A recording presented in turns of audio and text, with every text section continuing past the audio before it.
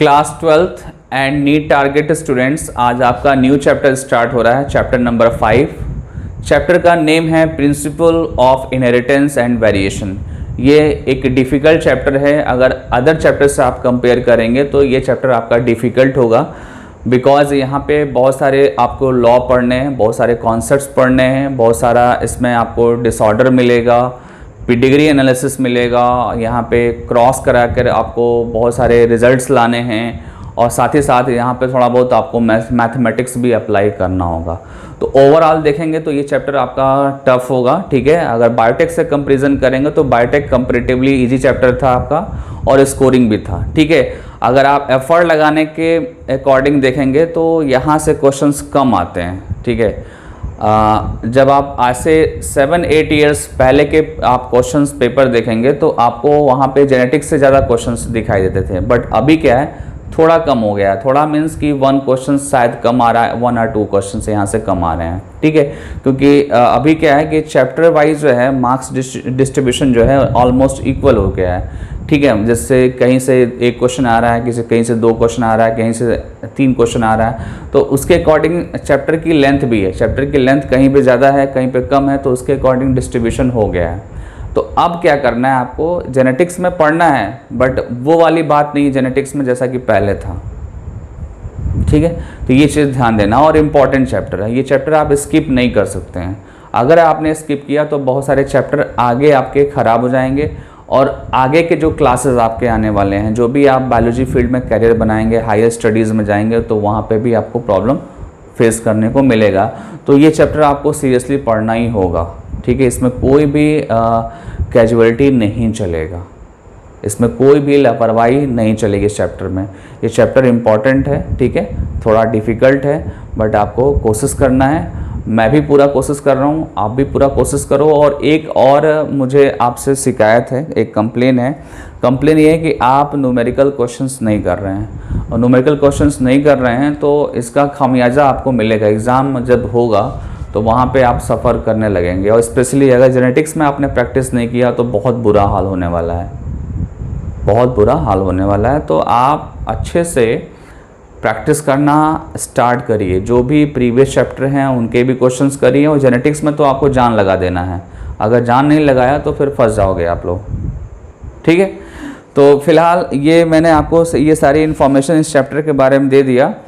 अब इसके बाद हम इस चैप्टर को स्टार्ट करने जा रहे हैं। चैप्टर में हम सबसे पहले पढ़ेंगे कुछ बेसिक टर्म्स हैं वो पढ़ेंगे, और देन कुछ हिस्टोरिकल अकाउंट्स हैं, हिस्टोरिकल इन्फॉर्मेशन है वो पढ़ेंगे, और कुछ जो है कॉन्सेप्ट भी हैं, कुछ कॉन्सेप्ट है उसको भी यहाँ पे पढ़ेंगे। और ये सारी चीज़ें हम एनसीईआरटी के अकॉर्डिंग पढ़ेंगे। एनसीईआरटी में जो भी टॉपिक हैं और टॉपिक में जो भी इन्फॉर्मेशन है उसके अकॉर्डिंग हम सारे चीज़ों को डिस्कस करेंगे। एनसीईआरटी जब आप पढ़ना स्टार्ट करेंगे इस चैप्टर में, तो सबसे पहले वहाँ पे ये मेंशन किया गया है, मतलब कि बताया गया है कि आप जब रिप्रोडक्शंस किसी भी ऑर्गेनिजम्स में ऑब्जर्व करते हैं, रिप्रोडक्शंस किसी भी ऑर्गेनिज्म में जब ऑब्जर्व करते हैं तो आपको पेरेंट्स जैसा ऑफस्प्रिंग मिलता है, पेरेंट्स जैसा आपको ऑफस्प्रिंग मिलता है। जैसे एग्जांपल मैं बता रहा हूँ, एग्जांपल में यह है कि कोई एलिफेंट पेरेंट है, ठीक है, तो उस एलिफेंट का जो बेबी होगा वो भी एलिफेंट होगा, ठीक है। तो ये क्या है, is a kind of inheritance. ये क्या है, इनहेरिटेंस का एक एग्जाम्पल है आपका है, ठीक है। सिमिलरली एनसीईआरटी में जो दूसरा एग्जाम्पल दिया है कि जब आप मैंगो सीड लगाते हैं सॉइल में आप अगर मैंगो सीड लगाते हैं तो उससे आपको क्या मिलता है, उससे आपको मैंगो प्लांट मिलता है, मैंगो ट्री मिलता है आपको, ठीक है। मतलब मैंगो से मैंगो बनता है और एलिफेंट से एलिफेंट बनता है। ये चीज़ एग्जाम्पल के फॉर्म में दिया गया है, ठीक है। और ये क्यों होता है, इसके पीछे जब आप जाएंगे, इसके बैक साइड की जो स्टोरी है उसका रिलेशन किससे है, उसका रिलेशन इनहेरिटेंस से है, हेरिडिटी से है, ठीक है। इनहेरिटेंस और हेरिडिटी से इसका रिलेशन है। ऐसे कुछ और भी क्वेश्चंस हैं। क्वेश्चंस ये हैं कि आप अगर पेरेंट्स को देखिए, तो पेरेंट्स कोई भी हो, आप अपने पेरेंट्स को भी देखो आप, ठीक है, तो आपके पेरेंट्स से आपके जो है फीचर्स, ठीक है, मैक्सिमम मिलते हैं, ठीक है, मैक्सिमम मिलते हैं। मैं ये नहीं बोलता हूँ कि आइडेंटिकल होते हैं, बट मैक्सिमम सिमिलरिटीज़ होते हैं। कुछ वेरिएशंस भी होते हैं और कुछ सिमिलरिटीज़ भी होती हैं। सिमिलरिटीज़ ज़्यादा दिखती हैं आपको, वेरिएशंस आपको थोड़ा कम दिखता है, ठीक है। सिमिलरली आप जब सिबलिंग्स में देखें, आप सिबलिंग्स में भी देखेंगे तो आपको कभी कभी लगता है कि सिमिलरिटी ज़्यादा हैं और कभी कभी सिमिलरिटी कम हैं, ठीक है। सिमिलरिटी ज़्यादा और कम क्यों है, तो इसके पीछे भी आपको जो आंसर मिलेगा वो मिलेगा इनहेरिटेंस, हेरिडिटी, ठीक है। इनहेरिटेंस और हेरिडिटी के बेसिस पे ही आप जो है जनरेशन टू जनरेशन जो इनहेरिट हो रहे हैं फीचर्स वो आपको समझने को मिलेगा, ठीक है। अगर आप हेरिडिटी और इनहेरिटेंस को समझ रहे हैं तो आप ये समझ सकते हैं कि कैसे कोई पेरेंट या कोई ऑर्गेनिज्म का जो नेक्स्ट जनरेशन है वो कैसे आ रहा है और क्यों सिमिलर है और क्यों डिफरेंसेस आ रहे हैं उसमें। सिमिलरिटीज़ और डिफरेंसेस के पीछे जो है इनहेरिटेंस और हेरिडिटी की कहानी है, स्टोरी है उसकी, ठीक है।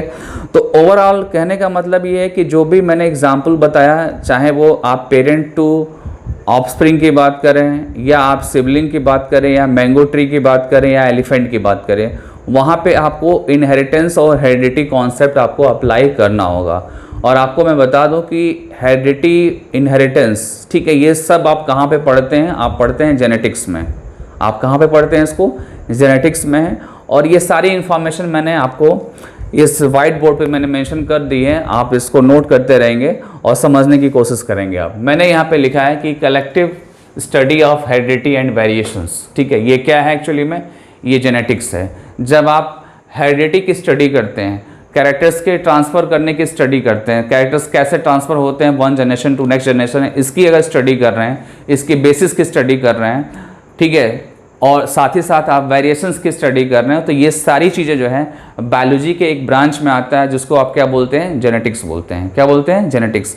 जेनेटिक्स क्या है? जेनेटिक्स एक बायोलॉजी का ब्रांच है, सेपरेट ब्रांच है, और उसमें आप हेरिडिटी एंड वेरिएशंस की स्टडी करते हैं, ठीक है। Genetics term given by W Bateson, मतलब कि बेटसन ने जेनेटिक्स टर्म को फर्स्ट टाइम दिया था, और बेटसन जो है वो फादर ऑफ मॉडर्न जेनेटिक्स भी इनको बोलते हैं। तो ये दोनों इन्फॉर्मेशन आपको लर्न करना है। नेक्स्ट जो पॉइंट है वो क्या है?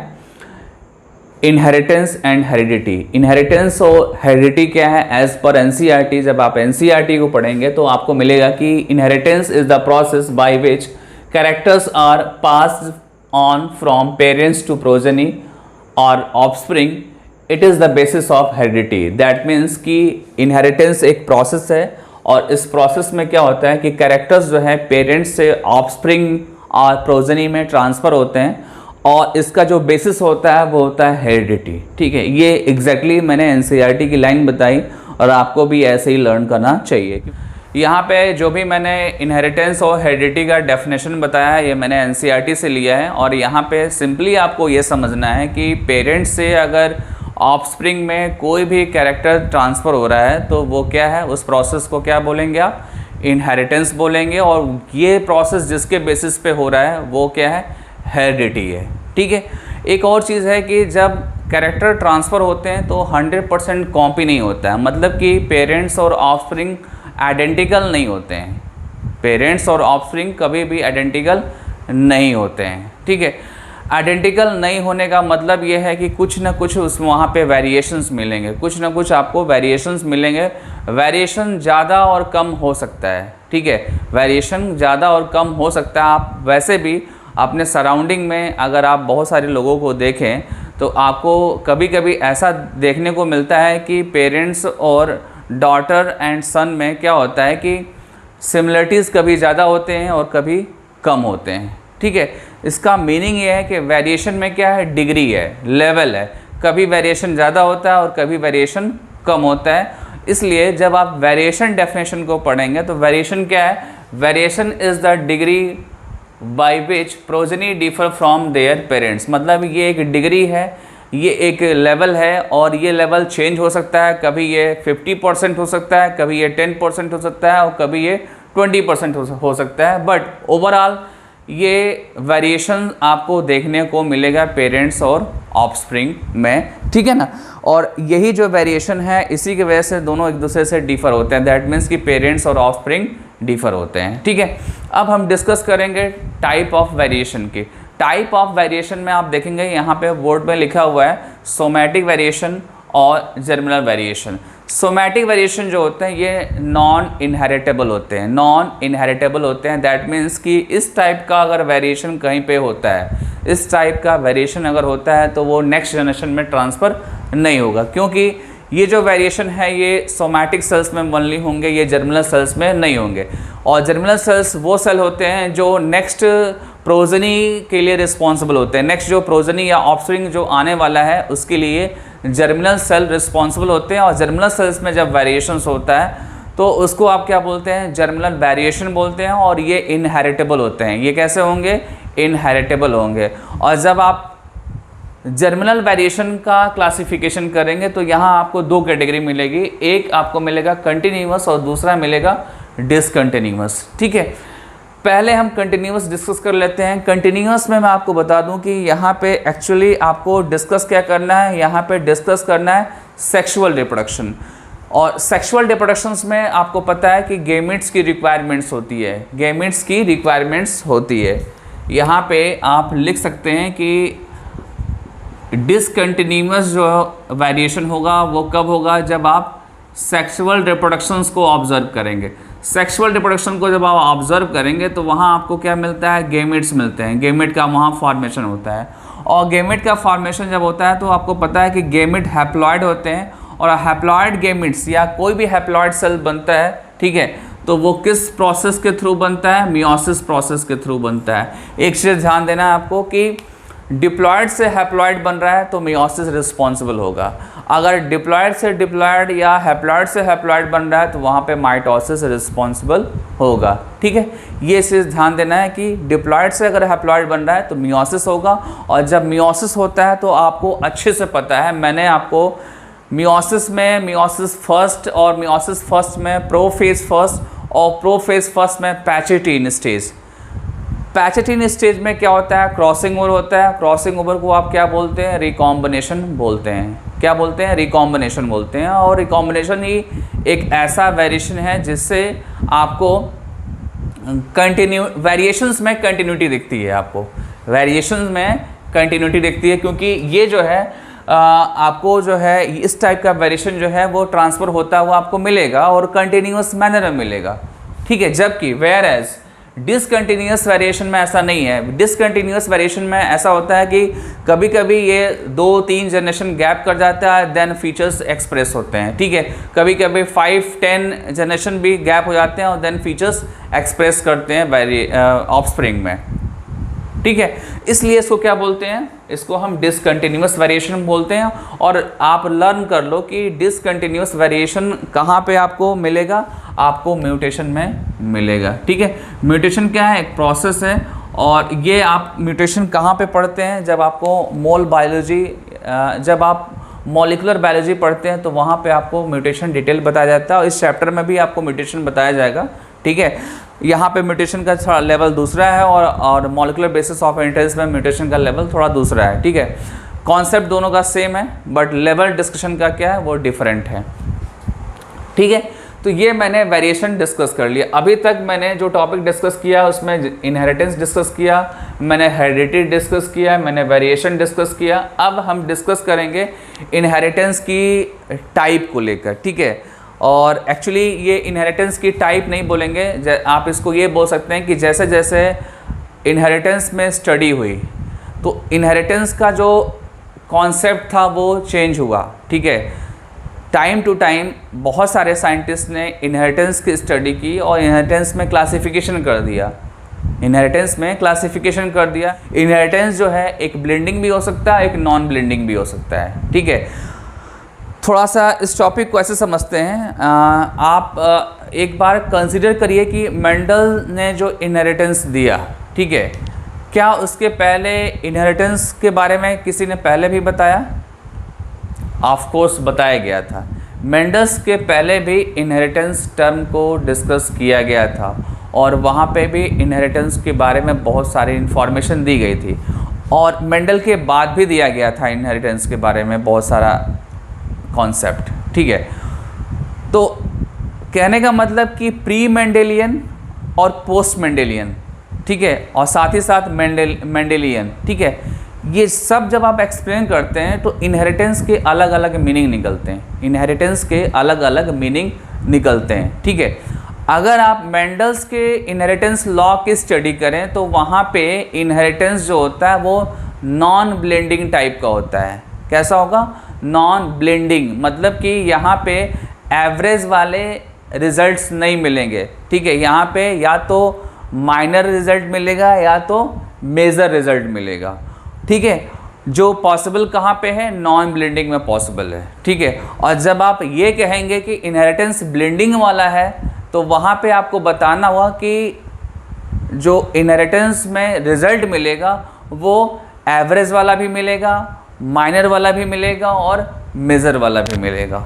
ठीक है, ये चीज़ नोटिसेबल है, इसको याद कर लीजिए। ठीक है, एनसीईआरटी में ओनली वन ऐसी लाइन है जहाँ पे ब्लेंडिंग वर्ड यूज़ किया गया है, तो आपको भी ध्यान से इसको समझना चाहिए। ठीक है, इसीलिए मैंने यहाँ पे इनहेरिटेंस को क्लासिफाई कर दिया गया। आप देखो यहाँ पे मैंने मेंशन किया है फर्स्ट ब्लेंडिंग इनहेरिटेंस और सेकंड क्या है? Non blending inheritance. Blending inheritance में प्री मेंडलिज्म और पोस्ट मेंडलिज्म दोनों को कंसीडर करते हैं, मतलब मेंडल से पहले और मेंडल के बाद जो भी लॉ दिए गए हैं, जो भी इनहेरिटेंस के लॉ दिए गए, वहाँ पे ब्लेंडिंग इनहेरिटेंस को एक्सेप्ट किया गया, ब्लेंडिंग इनहेरिटेंस को एक्सेप्ट किया गया। और नॉन ब्लेंडिंग इनहेरिटेंस जो है वो मेंडल ने एक्सेप्ट किया। जो मेंडल के लॉ हैं वहाँ पे आप देखेंगे तो वहाँ पे इनहेरिटेंस जो है वो नॉन ब्लेंडिंग टाइप का आपको मिलेगा। ठीक है, तो रियली मैं बताऊं, अगर बताऊं, आप जब इनहेरिटेंस आज के डेट में पढ़ेंगे तो आपको ब्लेंडिंग वाला मिलेगा। ठीक है, मेंडल का जो इनहेरिटेंस लॉ है वो रिजेक्टेड है आज के डेट में, वो क्या है? रिजेक्टेड है, क्योंकि बहुत सारे एक्सेप्शन एग्जाम्पल्स हैं जो मेंडल्स के लॉ को फॉलो नहीं करते हैं, मेंडल्स के लॉ को फॉलो नहीं करते हैं। इसका बेस्ट जो एग्जाम्पल है वो है ह्यूमन स्किन कलर। आप ह्यूमन स्किन कलर में देखो तो आपको ह्यूमन का जो स्किन का कलर है वो बहुत सारे वैरायटी का है। आप निग्रोज़ को देखो, आप तो निग्रोज़ जो है वो डार्क ब्लैक होता है उनका। आप साउथ इंडियन देखो तो थोड़ा सा वो फेयर होते हैं, ठीक, कंपेरेटिवली निग्रोज़ से। अगर आप जम्मू कश्मीर में चले जाओ, हिमाचल में चले जाओ तो वहाँ पे क्या, वहाँ फेयर है स्किन। ठीक है, तो कहने का मतलब कि स्किन का जो कलर है उसमें भी डिग्री है, उसमें भी क्या है? डिग्री है। डार्क, थोड़ा डार्क, लाइट, फिर फेयर, ऐसे करके बहुत सारी डिग्री हैं, बहुत सारे कलर हैं।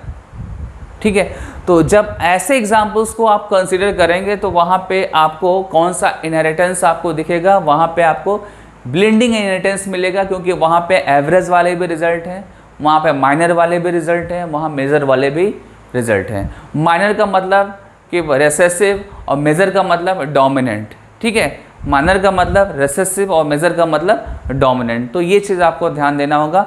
और नॉन ब्लेंडिंग में ऐसा नहीं है। नॉन ब्लेंडिंग में या तो आपको रेसेसिव मिलेगा कैरेक्टर्स या तो आपको डोमिनेंट मिलेगा। और ऐसा किसने बोला था? ऐसा मेंडल ने बोला था, जो आज के डेट में एक्सेप्टेबल नहीं है। बट आपको पता है ना कि कोई चीज़ नई बन रही है तो उसके पीछे भी कोई ओल्ड वाला कॉन्सेप्ट आपको अप्लाई करना होता है। वो ओल्ड वाला कॉन्सेप्ट आज के डेट में भले ही वो रिजेक्टेड है, बट कहीं ना कहीं हम उसके बेसिस पे आज स्टैंड कर रहे हैं। आज जो भी हम इनहेरिटेंस पढ़ रहे हैं वो मेंडल्स के वजह से पढ़ रहे हैं।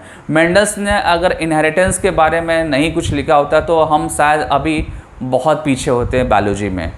ठीक है, तो ये कॉन्सेप्ट मैंने इनहेरिटेंस के बारे में बताया। अब इसके बाद जब आप जाएंगे तो एनसीईआरटी में ये लिखा हुआ है कि आप अगर कॉज ऑफ वेरिएशंस की स्टडी करें, कॉज ऑफ वेरिएशंस की स्टडी करें तो वो उसका आंसर क्या है? उसका आंसर है सेक्सुअल रिप्रोडक्शन से। मतलब सेक्सुअल रिप्रोडक्शन से वेरिएशंस होता है, सेक्सुअल रिप्रोडक्शन से वेरिएशन होता है। ये आप अच्छे से नोट कर लो, मैंने भी यहाँ पे नोट कर रखा है कि जो वेरिएशंस है वो वेरिएशन हिडन कहाँ पे है? वो सेक्सुअल रिप्रोडक्शन में हिडन है, क्योंकि सेक्सुअल रिप्रोडक्शंस में गेमेट्स की रिक्वायरमेंट होती है। और जब गेमेट्स का फॉर्मेशन होता है तो वहाँ पे मियोसिस होता है, और मियोसिस जब होता है तो वेरिएशंस होता है। ठीक है, और वेरिएशन एक और चीज़ से हो सकता है, वो है म्यूटेशन। बट हमको मेजर क्या लेके चलना है? हमको लेना है मियोसिस, और मियोसिस में क्रॉसिंग ओवर। क्रॉसिंग ओवर की वजह से वेरिएशंस सेक्सुअल रिप्रोडक्शंस में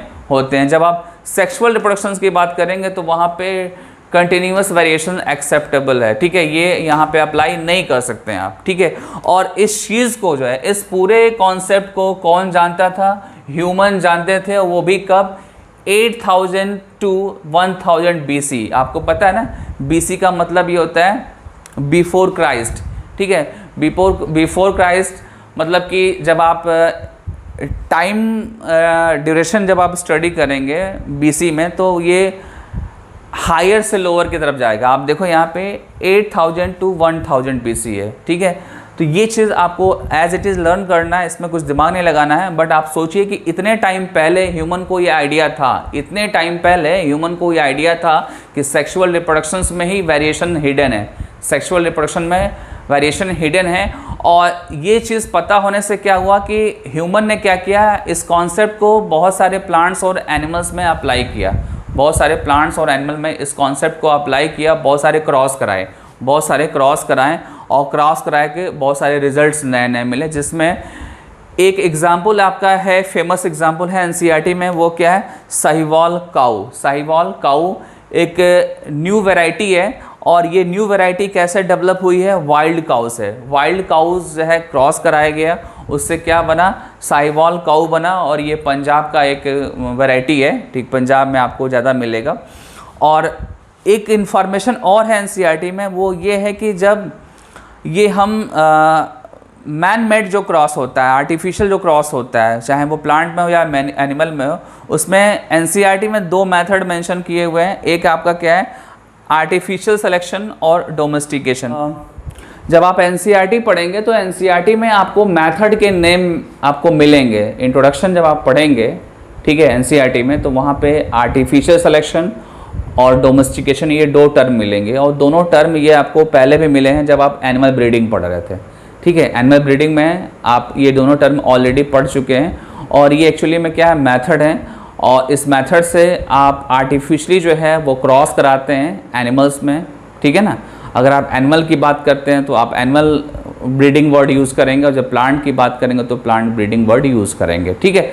तो फिलहाल इसमें आपको ध्यान देना है कि सेक्सुअल रिप्रोडक्शंस में वेरिएशन हिडन है, ठीक है। ये ह्यूमन को बहुत पहले पता था। आप टाइम ड्यूरेशन लर्न करेंगे, देन आपको एग्जाम्पल लर्न करना है कि ये किस एग्जाम्पल की बात कर रहा है एनसीईआरटी, ठीक है, और कौन सा मेथड अप्लाई किया है, ये चीज़ आपको दिमाग में रखना होगा, ठीक है। तो ये सारे इन्फॉर्मेशन मैंने आपको इंट्रोडक्शन में दे दिया, इस चैप्टर के इंट्रोडक्शन में। अब इसके बाद हम आते हैं मेंडलिज्म पे, ठीक है। मेंडलिज्म पे हम कुछ पॉइंट्स आपको बताएंगे, और देन कुछ पी प्लांट्स के बारे में बताऊंगा, ठीक है। मेंडलिज्म जब आप स्टार्ट करेंगे तो सबसे पहला पॉइंट ये है कि मेंडल का जो नेम है, फुल नेम, ये आपको पता होना चाहिए एटलीस्ट। नेम क्या है आपका? Gregor John Mendel. एक्चुअली क्या है कि मेंडल एक बहुत रिस्पेक्टेड पर्सन थे, क्योंकि इन्होंने बायोलॉजी में एक बहुत बड़ा काम किया। जैसे कि वॉटसन क्रिक ने डीएनए का मॉडल दिया था, सिमिलरली ग्रेगर जॉन मेंडल ने जो है वो इनहेरिटेंस के बारे में फर्स्ट टाइम बताया था, अच्छे से बताया था, मतलब प्रूफ के साथ बताया था, और बहुत सारे एक्सपेरिमेंट के बाद इसको बताया था। मेंडल से पहले भी इनहेरिटेंस को बताने वाले बहुत सारे थ्योरी थे, बट वहाँ पे वो कॉन्सेप्ट नहीं था जिसको एक्सेप्टेंस मिले, ठीक है। मेंडल ने तो ऐसा किया कि हमको ट्रस्ट करना पड़ा मेंडल को, ठीक है। तो चलते हैं। मेंडल का जो पूरा लाइफ स्पेन है वो स्टार्ट कहाँ से होता है? 1822 से 1884, मतलब कि 22 में बर्थ हुआ और 84 में उनका डेथ हो गया। और इनका बर्थ और डेथ कहाँ पे हुआ? ऑस्ट्रिया में हुआ, ठीक है, ये आपको लर्न करना है। और मेंडल जो है, इनके बारे में एक इन्फॉर्मेशन ये है कि ये एक मोनेस्ट्री में, ऑगस्टियन मोनेस्ट्री में मॉन्क की तरह ये वर्क करते थे। और उस मॉन्क की तरह वर्क करते समय जिस चर्च में थे ये, जिस मोनेस्ट्री में थे, वहाँ पे एक गार्डन था, और वहाँ पे गार्डन में पी प्लांट था। उस पी प्लांट पे इन्होंने अपना एक्सपेरिमेंट परफॉर्म किया था, ठीक है। तो वही यहाँ पे मैंने मेंशन कर रखा है, Mendel work in Augustinian monastery as a monk at Brunn city of Austria, ठीक है। He was conducted hybridization experiment, ये चीज़ आपको लर्न करना होगा। यहाँ पे मेंशन ये है कि इन्होंने क्या किया? हाइब्रिडाइजेशन एक्सपेरिमेंट किया, ठीक है। और हाइब्रिडाइजेशन एक्सपेरिमेंट कहाँ पे किया, किस पर्टिकुलर प्लांट पे किया, गार्डन पी प्लांट पे किया, ठीक है। और पूरे 7 ईयर्स तक किया, 7 ईयर तक किया। ये सारे टर्म्स आपको लर्न करने हैं क्योंकि स्टेटमेंट बेस्ड क्वेश्चन में आपको मिलेगा। 7 ईयर तक किया और वो ड्यूरेशन जो था टाइम का वो क्या था, 1856 to 1863 and propose the law of inheritance in living organism. मतलब जब एक्सपेरिमेंट किया तो लॉ ऑफ इनहेरिटेंस प्रपोज किया लिविंग ऑर्गेनिज्म में, ठीक है। अब आते हैं नेक्स्ट पॉइंट पे। नेक्स्ट जो पॉइंट है वो ये है कि जब मेंडल ने अपना एक्सपेरिमेंट किया तो एक्सपेरिमेंट करते समय अपने एक्सपेरिमेंट को जो लिखने का जो उनका बेस था वो था मैथमेटिक्स। मतलब अपने रिजल्ट को लिखने के लिए मैथमेटिक्स यूज़ किया। और मैं बता दूं आपको कि मेंडल एक मैथमेटिशियन थे, उनको स्टैटिक्स का नॉलेज बहुत अच्छा था और statics is a branch of mathematics, ठीक है।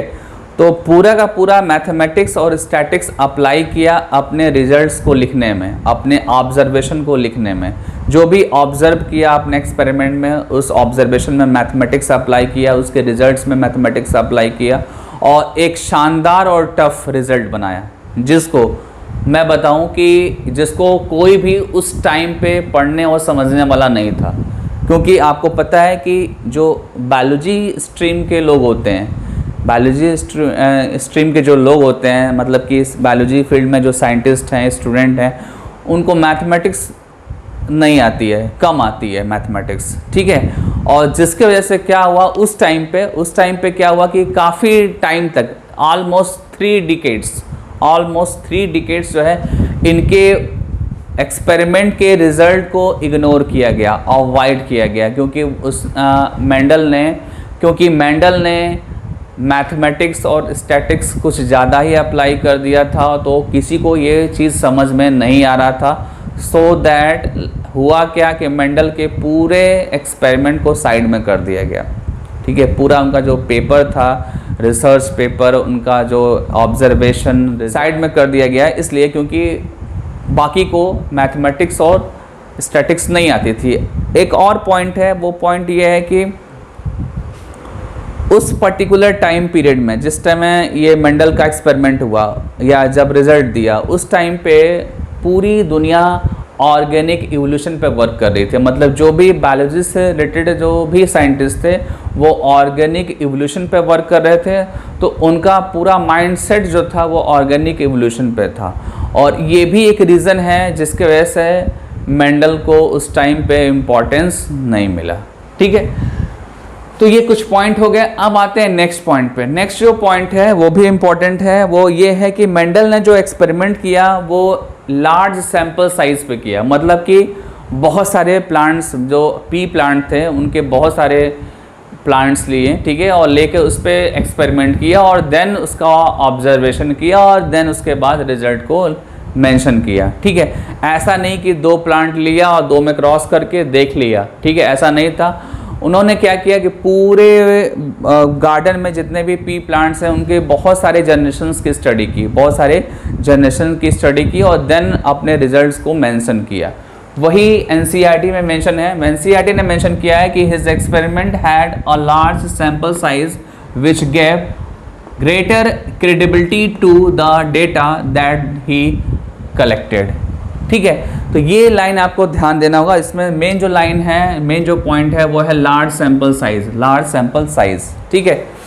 एक और पॉइंट है कि जब एक्सपेरिमेंट किया तो बहुत सारे जनरेशन तक किया, बहुत सारे जनरेशन, ठीक है। यहाँ पे मैंने मेंशन कर रखा है done experiment on successive generations, बहुत सारे जनरेशन किया और देन रिजल्ट्स को लिखा, ठीक है। देन नेक्स्ट पॉइंट है कि जब पूरे 100% इन्वेस्टिगेशन कर लिया अपने एक्सपेरिमेंट का, या एक्सपेरिमेंट में जो भी कैरेक्टर्स लिया था, ठीक है, एक्सपेरिमेंट में जो भी कैरेक्टर्स को लेकर स्टडी किया था उसका 100% इन्वेस्टिगेशन किया। इन्वेस्टिगेशन करने के बाद से, ठीक है, इस लॉ को दिया, जो लॉ ऑफ इनहेरिटेंस है, इस लॉ को इन्वेस्टिगेशन प्रॉपर तरीके से करने के बाद लॉ को दिया। और ये जो लॉ है ये बेस था, पूरे इनहेरिटेंस का बेस था। इसी बेस के बेसिस पे आज हम इनहेरिटेंस में यहाँ तक स्टडी कर पाए हैं। अगर मेंडल का लॉ ऑफ इनहेरिटेंस नहीं होता तो शायद अभी तक बहुत सारे रिसर्च नहीं हो पाते। अगर आज रिसर्च जो भी इनहेरिटेंस में हो रहा है वो कहीं ना कहीं उसके पीछे जो मेन जो फ्रेम था वो मेंडल का था। ठीक है, तो ये भी चीज़ आपको ध्यान देना होगा। और मेंडल ने जो स्टार्टिंग में कैरेक्टर्स लिया वो कैरेक्टर क्या क्या थे, टॉल और ड्वार्फ प्लांट थे, येलो और ग्रीन सीड थे। ये दो कैरेक्टर्स लेकर, ठीक है, एक्सपेरिमेंट को परफॉर्म किया। ठीक है, इसके साथ साथ मैं बता दूं कि मेंडल एक बहुत लकी पर्सन थे, क्योंकि जिस प्लांट को उन्होंने अपने एक्सपेरिमेंट में यूज़ किया वो उनका साथ दिया। ठीक है, बहुत सारे ऐसे ऑर्गेनिज्म और प्लांट हैं जहाँ पे मेंडल्स के कॉन्सेप्ट अप्लाई नहीं होते हैं। ठीक है, तो बाई लकली जो है मेंडल ने पी प्लांट को सेलेक्ट किया और पी प्लांट्स में जो चाहा उसके अकॉर्डिंग उनको रिजल्ट मिला और उस रिजल्ट को उन्होंने अपने रिजल्ट्स में मेंशन किया। ठीक है, मेंडल के बहुत सारे पॉइंट डिस्कस करने के बाद कुछ और भी पॉइंट्स हैं जो कि एनसीईआरटी में मेंशन है। ठीक है, एनसीईआरटी में कुछ पॉइंट्स हैं जो अभी मैं डिस्कस नहीं किया है, आगे मैं डिस्कस करूंगा। अभी आपके एनसीईआरटी में ये बताया गया है कि मेंडल ने जब एक्सपेरिमेंट कंडक्ट किया था तो वहां पे क्या किया था, आर्टिफिशियल पॉलिनेशन और क्रॉस पॉलिनेशन के थ्रू एक्सपेरिमेंट कंडक्ट किया था। आर्टिफिशियल पॉलिनेशन और क्रॉस पॉलिनेशन का यहाँ मतलब जो है वो ये है कि सेम टाइप का पी प्लांट लिया, बट जो प्लांट के जो कैरेक्टर्स थे, ठीक है, कैरेक्टर्स का जो फॉर्म था वो डिफरेंट था। ठीक है, जैसे कि टॉल और ड्वार्फ। ठीक है, जैसे कि आपका वायलेट एंड वाइट, ये क्या है, कॉन्ट्रास्ट कैरेक्टर है, बट कैरेक्टर क्या है, सिंगल है। ठीक है, जैसे कि मैंने बताया वायलेट एंड वाइट। ठीक है, तो ये किसका वायलेट एंड वाइट की बात हो रही है, फ्लावर कलर। तो फ्लावर जो कलर है ये तो एक सिंगल कैरेक्टर है, इसके दो फॉर्म क्या है, वायलेट और वाइट है। ठीक है, तो ऐसे दो तरह के प्लांट लिया, पी प्लांट लिया और उनमें क्रॉस पॉलिनेशन किया। सपोज दैट ए कोई प्लांट है, कोई ए प्लांट है और उसका फ्लावर जो है, उसका फ्लावर, ठीक है, कैसा है, वायलेट कलर का है। ठीक है, कैसा प्लांट है ये, पी प्लांट। ठीक है, दूसरा लिया बी का जो फ्लावर है वो कैसा है, वाइट है, और ये प्लांट कौन सा है, पी प्लांट। दोनों सेम प्लांट है, बट फ्लावर का जो कलर है वो क्या है, डिफर कर रहा है। ठीक है, और इनमें जब क्रॉस करेंगे तो आप क्या बोलेंगे, यहाँ पे आप बोलेंगे क्रॉस पॉलिनेशन बोलेंगे। क्या बोलेंगे, क्रॉस पॉलिनेशन। तो वही यहाँ पे मैंने मेंशन कर रखा है, आर्टिफिशियल पॉलिनेशन, दैट मीन्स की मैन मेड पॉलिनेशन, ब्रैकेट में है क्रॉस पॉलिनेशन, या आप स्लैश लिख के भी कर सकते हैं, क्रॉस पॉलिनेशन। और क्रॉस पॉलिनेशन को मैंने एग्जांपल में यहाँ पे समझाने की कोशिश की। ठीक है, तो कुछ इस तरीके से मेंडल ने एक्सपेरिमेंट को कंडक्ट किया था, कॉन्ट्रास्ट कैरेक्टर लेके एक्सपेरिमेंट को कंडक्ट किया था। बट जब फर्स्ट जो पेरेंट लिया क्रॉस कराने के लिए, वो कैसे लिया, उसको कहां से लिया, तो उसका आंसर दिया हुआ है कि उसका जो पेरेंट लिया वो प्योर लाइन से लिया।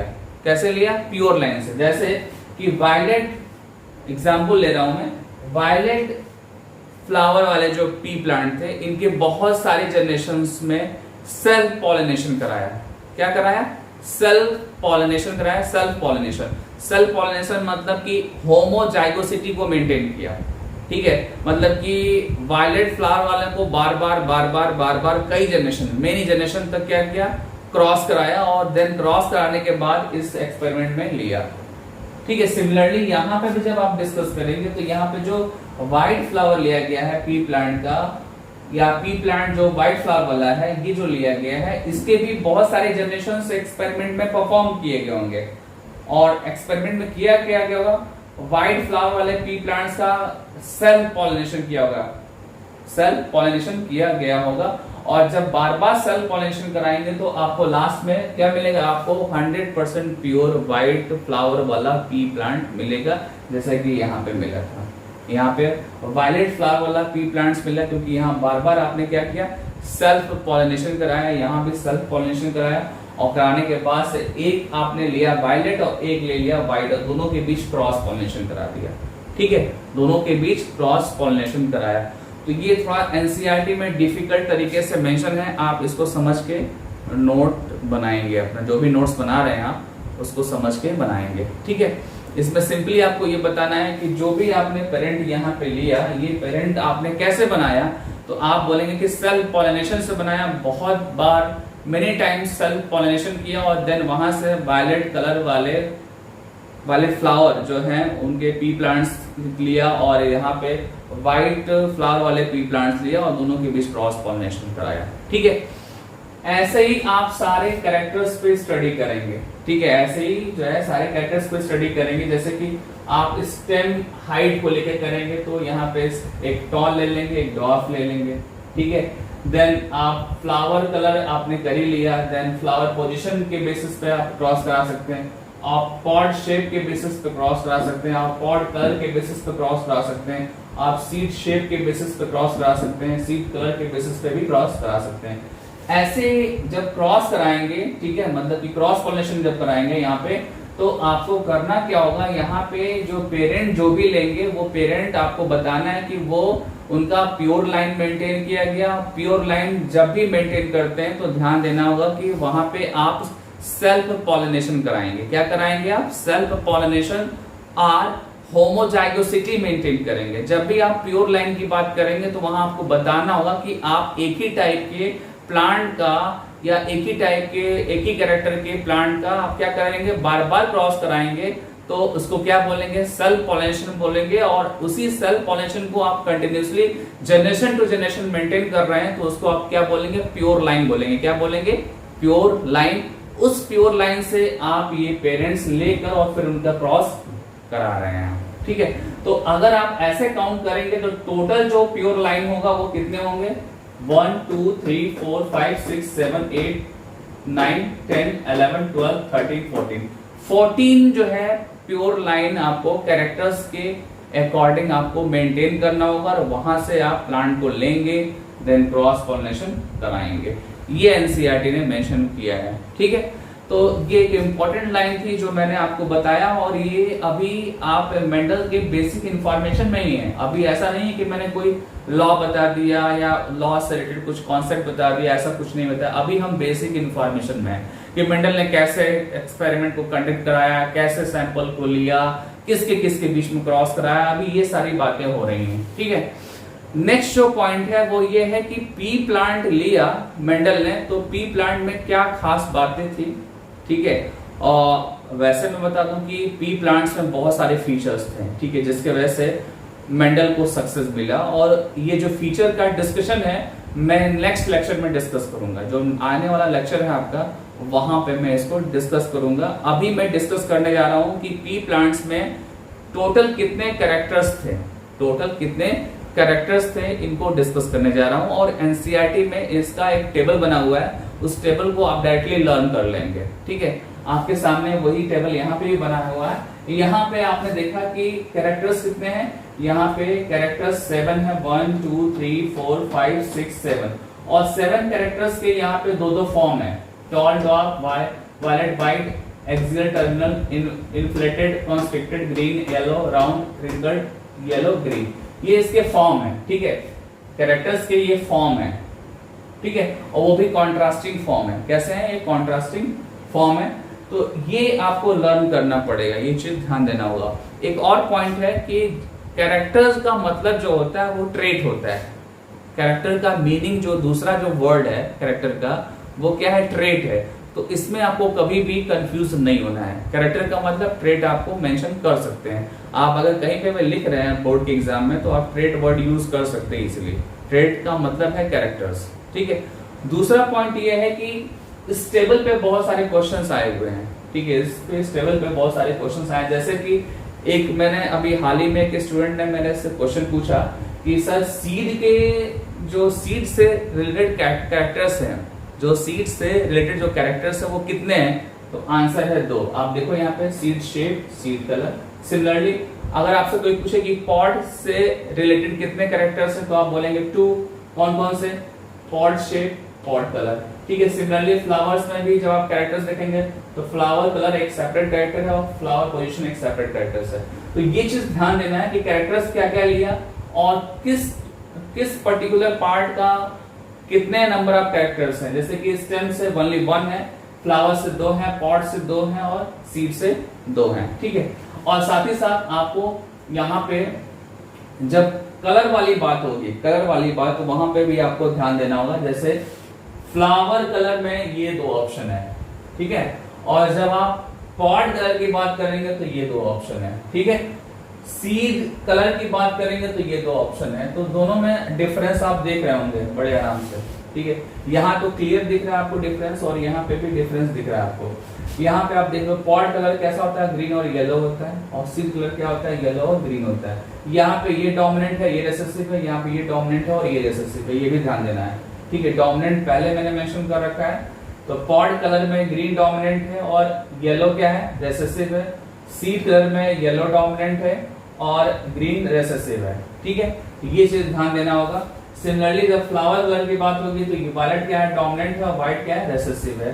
तो ये चीजें आपको थोड़ा कंपैरेटिव स्टडी करना होगा, तभी आप एग्जाम में अच्छे से परफॉर्म कर सकते हैं। ठीक है, तो ये टेबल हो गया। अब इसके बाद से मैं आगे के जो लेक्चर हैं उसमें मैं कुछ टर्म्स एक्सप्लेन करूंगा, जैसे कि एलील, जीन, ठीक है, होमोजाइगस, हेटेरोजाइगस, फिनोटाइप, जीनोटाइप, और देन एनसीईआरटी में जो हेडिंग्स दिए हैं उसके अकॉर्डिंग नेक्स्ट लेक्चर होगा।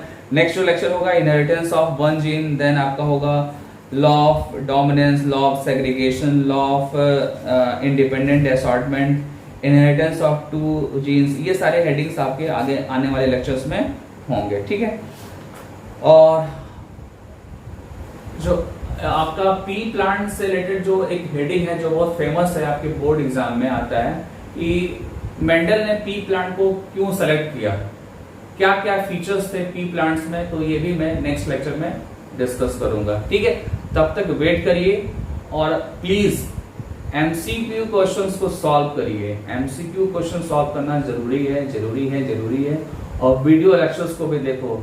वीडियो लेक्चर्स में जो व्यूज आते हैं उससे समझ में आ जाता है कि आपने वीडियो देखा या नहीं देखा। वीडियो लेक्चर्स को कंप्लीट देखिए। आपसे ज्यादा 11th के स्टूडेंट्स वीडियो लेक्चर्स देख रहे हैं, ठीक है, इवन 9th और 10th के भी स्टूडेंट्स वीडियो लेक्चर ज्यादा देख रहे हैं, बट आप वीडियो लेक्चर्स को नहीं देख रहे हैं, ये भी एक कंप्लेन है। और प्लीज एग्जाम आने से पहले आप समझ जाओ इस बात को कि आपको इस साल एफर्ट लगाना होगा। आप अगर 12th बोर्ड के एग्जाम दे रहे हैं तो भी एफर्ट लगाना है, उसके बाद जो नीट एग्जाम होगा वहां पे भी आपको एफर्ट लगाना है, और वहां से करियर आपका डिसाइड होगा कि आप कहाँ पे जाओगे, क्या करने वाले हो आगे। ठीक है।